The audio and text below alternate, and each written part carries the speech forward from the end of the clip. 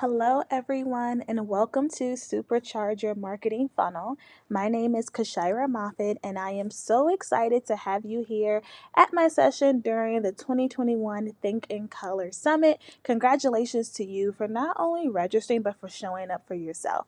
I am so thrilled to walk you through how to create a marketing funnel to supercharge the sales of your online course. Before we dive in, let me quickly introduce myself. Again, my name is Kashira. If you'd like to get connected, I am at Kashira on literally every social media platform. I am a full-time business coach and I am also an international board certified coach.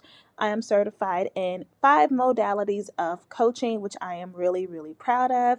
And my specialty is working with both new and emerging coaches on launching an aligned high-ticket coaching business and attracting the clients of their dreams using organic marketing. I'm an author, I'm a speaker, I do a ton of different things, but today is not about me. Today is all about you. I want to kick off our session first with explaining to you what a marketing funnel is. I do want to caveat that throughout this session, we may be using marketing funnel and sales funnel interchangeably. In today's session, they essentially will mean the exact same thing. To ensure we're on the same page, let's define a marketing funnel. A marketing funnel is the journey potential customers or prospects go through on the way to purchasing. There are several steps to a sales funnel. Sometimes you'll see this as a pyramid and there's a top, middle, and a bottom. Other times you'll see it like a roadmap here on the screen. Sometimes it'll look like a flow chart. That's really personal preference. And the number of steps in the funnel will vary based on a company's sales model, their business model, and also how long they're actually having their cart open. And again, just so we're all on the same page, cart open just means this is the window of time someone is allowed to purchase this product. So here in the flow chart, we see our customer starting up here on the left, and they're just out here minding their business. And our goal is to get them into our online course. And it's not always a straight line getting someone into our online course. In an ideal world, someone stumbles across our course randomly out of thin air and decides to enroll right away. But that's not always how it works. We often have to take them on this journey to get them to enroll in our course. By the way, if you have a coaching program or another type of offer, just know that everything that I'm going to talk about today can be applied to all different types of offers, but primarily because this is Thinkific, right? We're going to focus on our courses. So let's talk about some of the core components of a marketing funnel. There's 3 big buckets of components here. The first being what I call the introduction event. This is basically how someone finds you online. How does someone even know you or your business even exist? This could be something as simple as they were searching a hashtag on Instagram and came across your profile. Or maybe they saw one of your social media ads. Maybe they saw you speak at a virtual summit. This is the introduction event where the customer begins to know about your brand, also called the brand awareness phase. Now that they know about your brand, how do we get them to not forget about it? How do we get them to not just keep scrolling or double tap and move on? How do we get them to engage so that they can ultimately convert? Those are our nurturing events. This is where we're actively building the know, like, and trust factor with our prospective customer. And we're going to deep dive into how to do this later in the session. But just know that nurturing happens both on social media as well as through your databases, such as your email list and your text list. So we want to look at the nurturing piece holistically. The third component is the conversion event.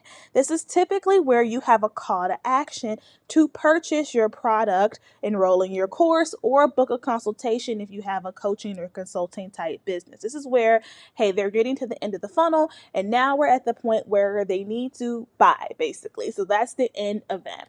So in this session, we're going to deep dive through the 7 steps that's required to actually have a successful marketing funnel. But before I can tell you how to have a successful one, I want to tell you the number 1 mistake creators make with marketing funnels. And I'm just going to give you a second to just guess, say it out loud. Okay, I'm going to tell you. So the number 1 mistake I see creators make more often is trying to have a fully automated funnel too soon. I know the laptop lifestyle is our goal. We all want to make money on autopilot, but it's very difficult to put something on evergreen, also known as automating and put it fully on autopilot, if we don't know that it works. We need to actually have a live funnel test to ensure that all areas of our funnel actually convert before we invest the time and energy into putting it on evergreen. And I'm going to tell you now, when you put a funnel on evergreen, again, meaning that it's fully automated and you're not doing anything manually, that's going to cost you money. You're going to have to invest in various softwares and tools and potentially paid advertising to have that on evergreen. And that's not a bad thing. That is not meant to scare you. It's meant to say, be strategic with your investments. If you are going to make that investment, make sure you're putting that money behind something that you know actively works. So we want to make sure that we're doing live funnel tests and we're continuously tweaking before we move to an evergreen model. And know that having to do multiple live funnel tests is completely normal, okay? So now let's get into our 7 steps. So step 1 is to select your offer and finalize the details. And I wanted to start here. I know that there are tons of other sessions in this conference that will talk about offer creation and things like that, but I want to run through this very, very quickly. Before we can build a funnel, we need to know what we're selling. So you need things like your course name, your course price point, your ideal customer profile for who would be the best student for this course. You need your messaging. You need your value proposition, right? Which is the why should someone enroll in this course? What pain points will it solve? What transformation will it bring? You want to make sure that your Thinkific is set up. Have you built the course classroom? Even if it's a live course or maybe you're going to live release the content, do you at least have the classroom built where maybe there's a welcome module or a pre-work module or something so that it's not like people don't know where they're going. They're at least getting their login credentials. And when you're building your classroom, don't forget to set up the enrollment page. Don't forget to go to that next step that says build landing page and fill out those details because that's where someone is going to enroll. So that needs to be enticing and visually captivating. Make sure to set up your checkout forms within Thinkific. Connect your Stripe, your PayPal. Set up your affiliates if you're going to have that. And then from there, you want to just jot down to yourself, what are the dates that your funnel is going to run? When you have a live funnel test, there's a definitive start date and a definitive end date. So we call this primarily in the online space, cart open, cart close. This is completely up to you, okay? On average, I've seen carts open as short as 3 days and as long as 14 days. It is completely up to you, personal preference. Run experiments to see what works best for your business. For me, depending upon what I am launching, the cart will be open between 5 to 7 days, just personal experiences. You also want to document any bonuses you plan to offer. So examples in my space could be a fast action bonus if someone enrolls quickly within the cart opening, they typically get something. This could be a pay in full bonus if someone pays in full for your course or coaching program. Or you can even offer incentives. You can say, hey, if this is a course or a program you're selling that you've had for a long time and you're trying to figure out how to put some spice behind it, offering incentives for enrolling now versus later is always a good idea. And I do want to let you know that these things do not have to be price based. Like you don't have to deeply discount your offers in order to have a strong bonus. Your bonus could be something like an additional set of templates, an additional masterclass, an additional call. I've even seen people do extended time in the program if the program or course is limited time access. So for example, if your coaching program or course is only 6 months long and it's 6 months access, maybe an incentive to enroll now so you get 7 months access. So you can definitely play around with these to create some urgency around your offer. Step 2 is to now create your introduction event. This slide by itself is an entire class by itself. But for today, I'm going to give you a quick rundown. So again, the introduction event is, hey, what's going to get somebody into my world? How am I going to get found on social media? However, in the context of what we're trying to do now, we're trying to quickly get somebody into our course, I drill down this to mean, how do I get somebody into my database? Because for me, my email list and my text list drive the biggest conversion. So someone simply following me on social media or visiting my website, it's good, but it's not strong enough. So for me, my introduction event is, how do I get your contact information? How do I get your email and your phone number? And again, if you have a smaller audience, you may decide to broaden this out and say, no, my introduction event is however I get them to find me and follow me, right? So some examples could be running paid advertising, having a free Facebook group, creating some kind of free opt-in like an ebook or a workbook. You could do a text opt-in where someone texts a code to a certain number. You can host a free webinar, which is primarily seen with courses. You can even have a quiz funnel. There's a ton of different options here. Definitely pick one based upon your audience and what you feel your audience will like and enjoy the most. My audience really enjoys the Facebook group. They really enjoy quizzes, and they really enjoy webinars and master classes. So that I primarily do those. There's also free challenges, again, workbooks, ebooks. There's a ton of different things you can do to get someone's contact information. So definitely play around with that. So here's the secret sauce to creating a strong introduction event. You need to work backwards from what you're selling. You have to think about, what are some of the preliminary things that somebody would need to know to even be qualified for your program. Another option could be, think about a very quick and easy win you could help someone get that would be qualified for your program. Another thing you could do is say, what's a topic that someone who would be my ideal client would be interested in that would tell me they're a really good fit for my program? I'll give you an example. As a business coach, again, I mentioned I help coaches with creating and selling high ticket offers. So it makes a lot of sense for me to have an opt in around, let's say, client onboarding, or maybe a master class on building a six-figure coaching business, maybe a master class on how to find your niche, right? Things that make sense for my ideal customer. Things that do not make sense for me to have could be a budgeting worksheet, right? Or a quiz on how to find your next job.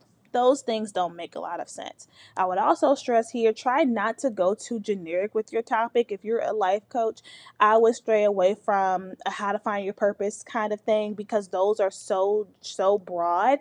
It's going to be really hard to ensure that the person downloading that is in fact your ideal customer. So I would take that how to find your purpose and I would go deeper. Maybe it's how to find your purpose as a 30 something single mom, right? Like, that's very, very specific. So just make sure that you're connecting the freebie to the actual thing you're selling.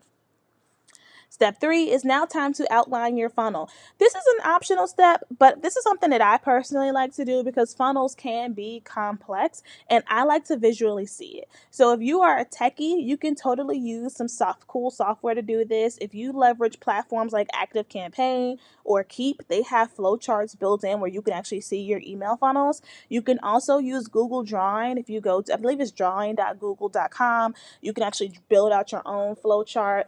Or you can do like I do and get some sticky notes, okay? Get a whiteboard, get some sticky notes, and just put like each event on a sticky note. And I like the sticky note option because everyone may not have the space for a whiteboard. And if that's the case, you can use a bedroom wall, right? And just put the sticky notes up so that you can see things and move things around. Of course, you can also draw this in a journal as well. But we basically want to mind map out the funnel. We want to map out every step of the way. We want to map out the introduction event, our live streams, our webinars, our email topics. We want to map all of that out so we can see it. And when we see it, we can now say, does this make logical sense? What truly needs to be here versus there? So consider what your customer needs to know to make a buying decision. That's what helps you to figure out what I need to cover in my funnel. What does my customer care about? And this is going to vary per business model. But again, things that I want you to think about here include, you know, what are the pain points of this person and how do these pain points manifest in their life? What are their desires? What's their lifestyle like? How do they actually make purchasing decisions? What types of transformations do they want to see? What kind of goals do they want to have? And I like to brain dump that stuff and then ensure that I'm putting all of that into my funnels.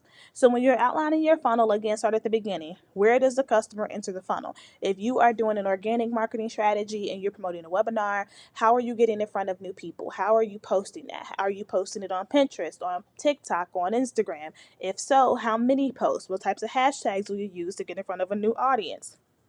Then from there, if someone registers for your webinar, your quiz, your free event, how do they get access to the email sequence? Have you set that up yet?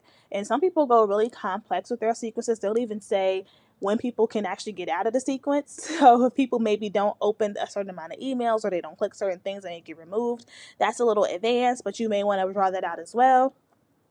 You want to choose how many emails you plan to send. And again, email funnels, I think I might have put this on another slide, but I've seen email sequences range from 7 to 20 emails. And the reason why it can be so many is because some people send multiple emails in a day, and you should not be afraid to do that, especially within the last 2 days of cart closing. There's always people who are going to be in your funnel who are interested in what you have to offer, but they are really busy and may get distracted when trying to check out and enroll. Things could happen and get a phone call, their baby is crying, and then they forget. And if you don't send those reminders, you could lose out on that sale. So don't be afraid to do that. You also want to choose your frequency. Are you sending emails every day, every other day, picking the frequency? And this is where you want to run an experiment. Personally, when my funnels begin, if it's a longer, like a 10 to 20 day funnel, I will do every other day. But then during that last 5 days, I will do every single day. Do not forget strong calls to action. Simply putting click here to learn more, click here to enroll at the very bottom of your emails is not going to cut it. I recommend hyperlinking your enroll link at least 3 times throughout your email, and try to make these bold and centered and very, very plain to see. And don't forget your front-facing content. Whenever we think funnel, it's very easy to solely think about email, but I like to think about, how am I nurturing you from all angles? How am I even getting you excited to open my emails? And because my audience is primarily on social media most of the day, I still need to be visible and show up on social media so that I'm always top of mind for them. So when your email funnel is running, don't forget about showing up on whatever platforms you're the most dominant on. If that's Twitter, Pinterest, LinkedIn, Instagram, doesn't matter, but just make sure that you're actively showing up and you're reaffirming that messaging. Now that we've mind mapped and outlined our funnel, it's time to write our emails. I highly recommend when you're doing a live launch to try to write all of your emails out beforehand so that when the funnel is running, all you're basically doing is engaging with customers, maybe on social media, maybe going live and checking your analytics and data. I do not recommend trying to write emails real time, like you're on day 4 of the funnel and you're writing day 4's email. That is very, very stressful and can cause overwhelm. So I mentioned before, email funnels can range from 5 to 20 emails. I might have said 7 to 20 before, but again, it really depends on how long your cart is open, things like that. So when writing out your email sequences, you want to map out your topics for each email. Again, I like to do this based upon what the client or customer needs to know to make a buying decision. I try not to put too many things in one email. I try to keep emails very focused on one core topic. You want to think about your course or your program. What are you actually promoting, and for how long will it be open? Because you do want to mention that in the emails. You want people to know what the course is, what it's about, and how long they have to enroll, especially if there's expiring bonuses. You don't want to assume that they're going to click the link to find that information out. You want to put some of that information in the email so they actually have an incentive to click the link to go to your enrollment page. Again, I want to reemphasize that call to action. Make it strong, make it visible. And the key to getting your emails read is having strong subject lines. Keep your subject lines pretty short, because if they're really long, the email tools, email systems will cut them off. Using their name in the email subject line is also really, really strong. And I like to be captivating with my emails. I think 3 steps to growing a business is kind of boring, but something like the number one warning sign that you're facing stagnation is a little bit more, right? Like, okay, let me see what you're talking about here, right? And these could actually be the very same email, just different phrasing.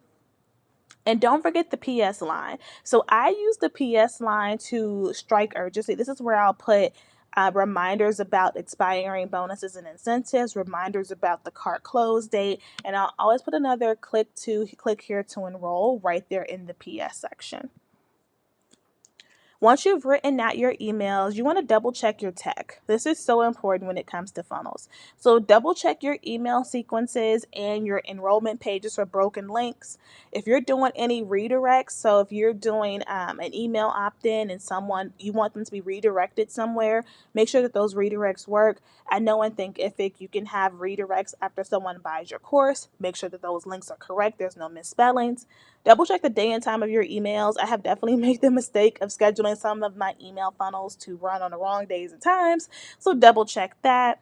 If you are using an email marketing tool where you have a tagging feature where you can tag your subscribers based on their activity and behaviors, definitely leverage that. And just make sure that you have it set up correctly so that you have the right tags. And if you're using autoresponders such as, let's say someone opts in for your free ebook and they're supposed to automatically get an email with it, just double check that those things work. You want to make sure that you don't want to sabotage your data in your funnel because something was broken, so that you don't have accurate data to begin with because the links just didn't work. So just double check your tech. Step 6 is now monetize each step if you can. If you're a newer business owner, this might not make sense for you, but if you have a little bit more experience and more products under your belt, you can do this. So with monetizing every step, we want to think about upsells, downsells, and cross sells, right? So we want to think about, if someone buys our course or program, is there something else we can add on? Can we upsell them a coaching call or another program? If someone doesn't buy your course, is there something else you can downsell? Maybe your course was $1,000, but maybe you have a mini course that's $97. So for people who did not buy the bigger course, maybe you can send some emails downselling the lower price course. Does your offer have a thank you page, right? That's one of the best ways to leverage the Thinkific redirect.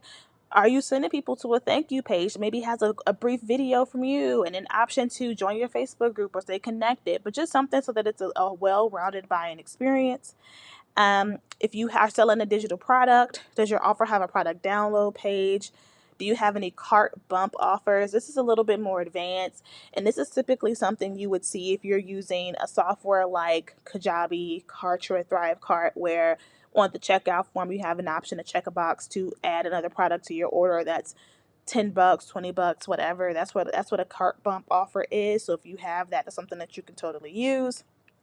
And then your post-purchase email. This is so overlooked. But when someone buys your course, besides the email from Thinkific that says, here's the receipt and here's your login, are they getting any kind of email from you within 24 hours? That, again, this can be automated, that says, hey, I'm the creator of this course. So happy to see you've been enrolled, letting them know what to expect, how to stay in touch, and then even having a PS that has a post-purchase or another purchase link, right?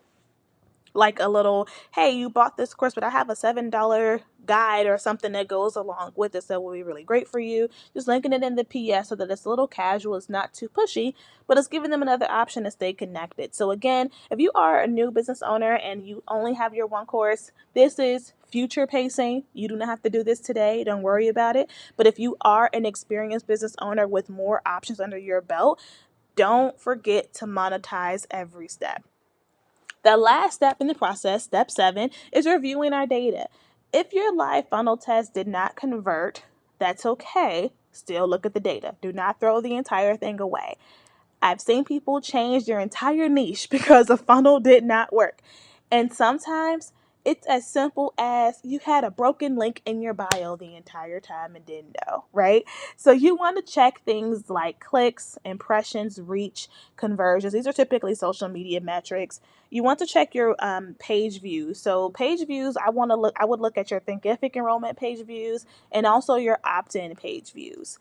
Look at your signups for your opt-in. Look at your email open rates and click-through rates. If you notice that all of your numbers are really high except for your click-through rates, then that tells me that there's an issue with the call to actions and the substance of the emails. If your email open rates are not very high, there's an issue with the subject line, or maybe your emails are going to spam.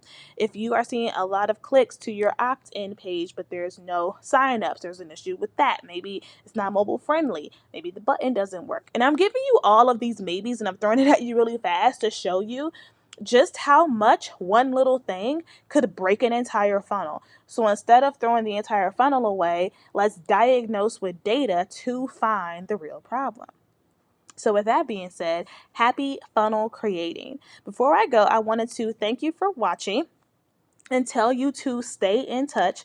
I am at Kashira everywhere. I am always on YouTube posting new content around daily vlogs and entrepreneurship.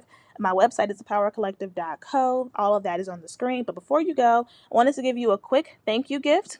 I actually have a personal branding handbook. If you are someone who really struggles with figuring out either your niche or what type of product that you should create that would showcase your expertise, the personal branding handbook is for you. It is a little long. It's about 50 pages, but it's 100% worth the read. You can download your free copy at bit.ly/personal branding handbook. You can also go to thepowercollective.co and click resources and you will also find it there. But don't forget, download this guide, bookmark it for when you need it. And thank you so much for watching. Enjoy the rest of the Think in Color Summit.